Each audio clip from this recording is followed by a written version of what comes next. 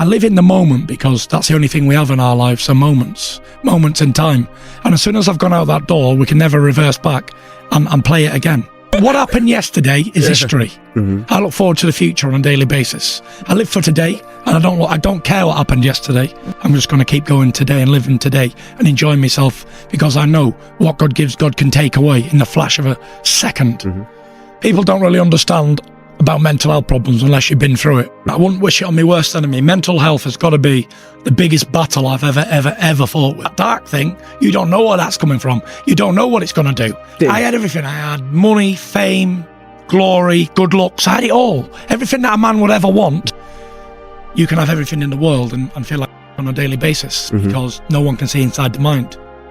Nobody could stop me because they couldn't feel what I was feeling. I always suffered with depression.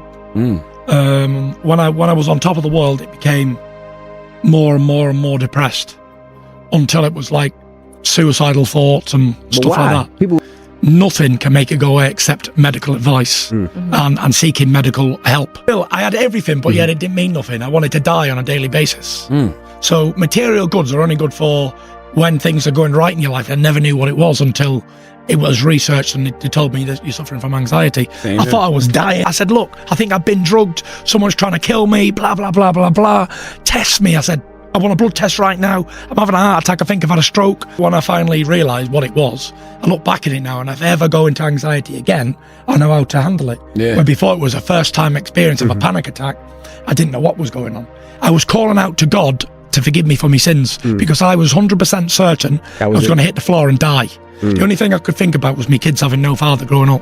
I think them final moments of life, nothing else matters apart from the most important things. I needed some time off. I'd been boxing from being 10, 11 years old and right up to 27 with no breaks. So I needed time to live a little life and enjoy myself really. But it just went too far. All the time I was out, I was still doing random drugs tests. So I had cocaine in my system on 2 occasions. The British Boxing Board of Control had suspended my licence. I was deemed medically unfit to fight by the leading psychiatrist in the country. Millions of dollars in lawyers' fees to pay on ongoing battle in court cases. The odds of me overcoming all them obstacles, never mind the weight and the mental health, is like zero. It's not possible. And I had a lot of time off, 2.5 years, and a lot of people said I'd never, ever return. Because to lose that much weight, and to come from where I've come from, I had mental health problems, alcoholism, addiction to drugs, everything you can think of, I've been there and done it. I really don't know what had me depressed, but I knew I was just spiraling out of control. And the only thing I could think of to make it better, go away for a bit, was getting drunk. Wow. And that just led to problems after problems after problems. If I knew what it was, then I'd have fixed it straight away. But you just don't know what causes these things. And I was drinking every day, something I'd never done in my life. Wow. To try and wash me sorrows away. Doing drinking 4 or 5 drinks every night because that'd help me go straight to sleep, no problem. And I was very unhealthy. I didn't fit in anything I owned anymore. But every time I got drunk, I'd come home and I'd say, right, I'm starting training in the morning, regain mission. I'm going to be the heavyweight champion of the world again. You watch. I could be anywhere. Like, it was crazy. It was way out of control. Something needed to happen, and it did. Turning point was, I went out Halloween dressed as a skeleton in a fancy dress party. I went out about 9 o'clock and I expected to stay out all night and get smashed. I had 1 drink. I looked around me and I thought, what am I doing? I'm thinking sensible again. And I said to myself, you're telling me that you would rather be here with a load of kids half your age? Is this what you really want when you've got a family at home and you're depriving your kids and your wife of quality time? Wow. Yeah, I pushed everything I held dear away from me. I went upstairs to my room. I got down, I took the skeleton suit off and I got down on my knees. And I was in a dark room on my own. And I was praying to God to help me. And I knew I couldn't do it on my own. I just knew it. I couldn't do it. I'd said so many times I was going to do it and believed I was going to do it in the night. The next day come, I didn't have no motivation to do it. 0 motivation to have a shave, 0 to brush your teeth, even have a shower, nothing. I got back that night, and my wife thought I was drunk. I come home early. She says, "Oh, you're home early?" I said, "Yeah." I said, "I've had enough of this life." I said, "Tomorrow," I said, "I start to turn my life around."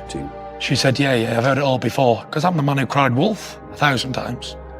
I said, "I promise you," I said, "I'm going to do it.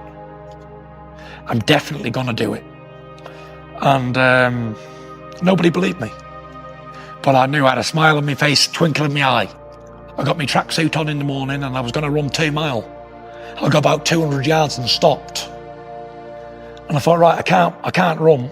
I've run all my life. I've always been a very good runner. And I got 200 yards and I was totally gone. It was a horrible feeling. I thought, okay, I'm going to walk the rest. And I walked. And while I was walking, I was on my phone and I saw a little video from Deontay Wilder. He'd never come back. He said, and I'm glad he's gone because I knocked him out anyway. And I thought to myself, you know what? I'm going to give it you proper. You're my motivation now. I'm coming back to get you. And every day I get a little bit further until I was doing 4 and 5 mile again. We worked very hard, trained 3 times a day, was on a strict diet. I said, I'm coming back. I said, I'm going to win the heavyweight championship of the world again. I said, whether you believe it or not, I said, I'm telling you, I'm going to do it. It was December now. I goes into this court case and everyone said, it's a political court case against you. You're getting your hat nailed on today. You're getting a 12-year ban. I said, I'm telling you, I'm going to walk out that courtroom. I said, and I'm not going to get no ban. Nothing. Their lawyers had spent well over 1.5 million trying to nail me hat on. And we called it quits on both sides to never have enough evidence to charge me. They had nothing.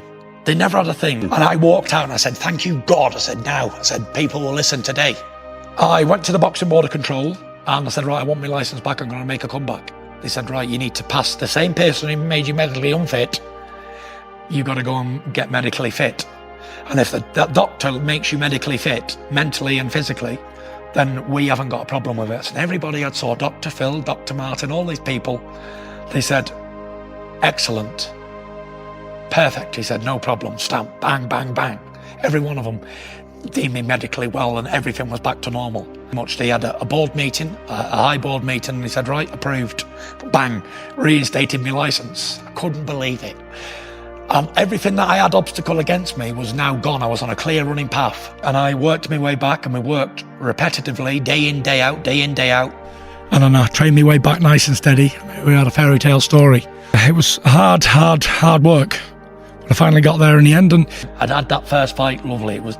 I felt like a fish back in the ocean. And I've never looked back since. But I believe it was a massive test because sometimes in life when everything's going great for you and you don't know good from bad, you need to experience a little rain sometimes so you can enjoy the sunshine again. And now I'm happy for the small things in life. Just being here, talking in a mental, healthy state, basically. Right. I've got a great platform here to spread awareness for mental health, especially in sports. And if the heavyweight champion of the world can suffer with these problems, and it's okay for him to come out and talk about it, then that should encourage others to come out and talk about it. Because as big as and as tough and as supposed to great fighter I am, it can bring anybody down. Nobody is unstoppable from mental health problems. Everybody loves a comeback story, don't they? Everybody loves a great comeback. I'm a great believer, always have been and always will be, when it's your time, it's your time. Everything's meant to be in life, and I believe that I'm brought here for a reason, and I've got a mission in life, and I don't know what it is, but I don't know where it's going to take me, but I've overcome so much already. I can't lose already. Right. I believe it's written in stone, and my destiny is already set out in front of me. I believe everything's written in the stars, basically. So, people go into boxing fights a bit nervous. I just go with the flow. All I got to do is train hard and turn up, because whatever's meant to be will be. I can't do nothing about it. It's out of my control. My destiny's already been written. Fury begins by discussing the importance of living in the moment. He emphasizes that life is a collection of moments, and it's essential to cherish each one. He reflects on how the past is history, and the future is uncertain, which motivates him to make the most of the present. This mindset has been crucial in helping him navigate the highs and lows of life. A significant part of Fury's speech focuses on his struggles with mental health. He openly shares his experiences with depression and anxiety, revealing how these issues have been his most significant battles. Despite achieving fame, wealth, and success, Fury felt empty and hopeless. He describes how these feelings led to suicidal thoughts, illustrating the severity of his mental health struggles. Fury also addresses his addiction to alcohol and drugs. He explains how he turned to substances to cope with his mental health issues, which only worsened his situation.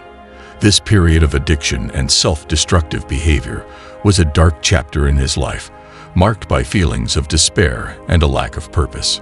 Fury's candidness about these experiences highlights the dangers of using substances as a coping mechanism.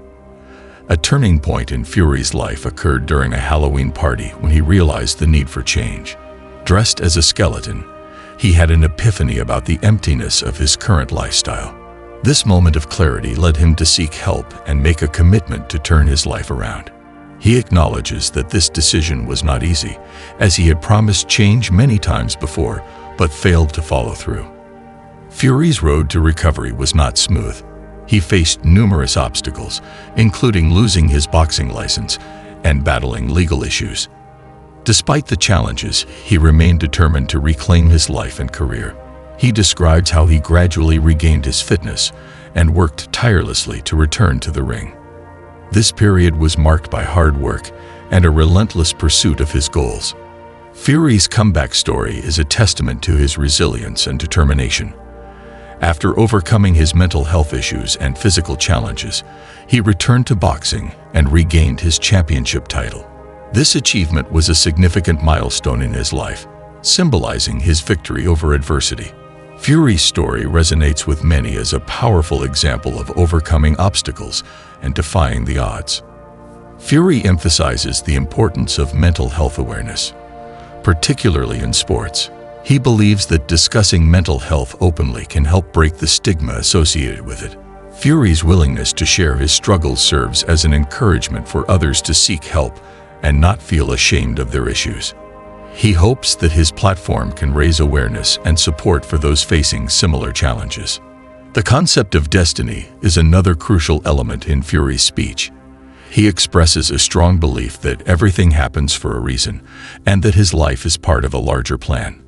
This belief has provided him with a sense of peace and acceptance, allowing him to face life's challenges with a positive outlook. Fury's faith in destiny underscores his resilience and unwavering determination to succeed. Fury also talks about the importance of motivation and inspiration. He shares how a comment from Deontay Wilder became a driving force in his comeback journey. This motivation fueled his determination to return to the ring and reclaim his title. Fury's story highlights the power of external motivation and how it can inspire individuals to push beyond their limits. In conclusion, Tyson Fury's speech is a powerful narrative of struggle, resilience, and redemption. His candid discussion of mental health, addiction, and the journey to recovery offers valuable insights and inspiration. Fury's story is a reminder that no matter how dire the circumstances, it is possible to overcome challenges and achieve greatness with determination and the right support.